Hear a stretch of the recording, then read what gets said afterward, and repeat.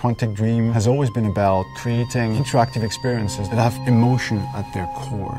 It's about telling the story of characters and giving the player the possibility, through their actions, to change the way the story unfolds.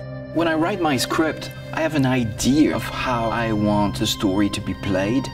So we try to render David's idea into a game and see with him if it matches what he had in mind. In case it doesn't, we go back to the writing stage and keep working until the result perfectly matches David's vision. What we try to do in Beyond is really an intuitive and immersive experience. So we created a very discreet user interface with only white dots on screen and very simple controls. We wanted to revisit the action system and go for something that would be more invisible and more intuitive to the player. We didn't want the interface to be a barrier. We wanted the player to focus on what he's doing on screen and not on how to do it. Ideally, the player will forget that he has a controller in his hand and will just jump into the screen. One of the major revolutions in Beyond is the way Jodie Holmes moves. Depending on the context, depending on your emotional state, you see the character of Jodie moving differently, walking differently, looking around differently.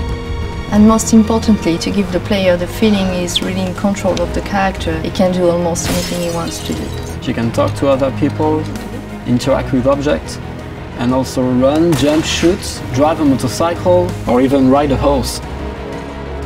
What was really challenging also is that the story goes on for 15 years of Jodie's life. When Jodie's a kid, for instance, you can do different things than when she's a teenager or an adult. Giving this much animation to a character, it's really new. It has never been done to that extent, and it really makes the character come alive like never before.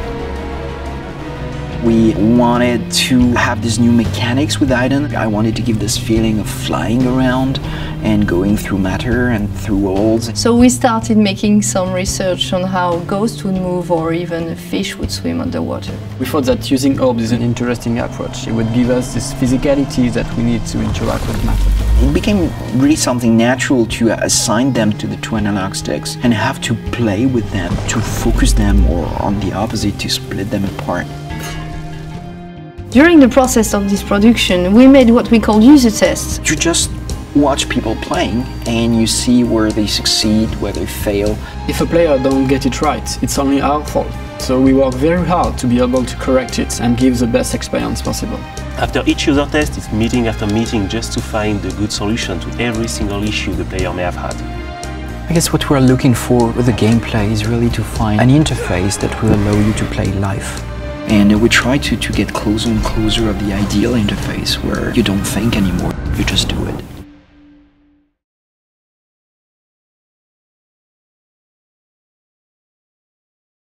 PlayStation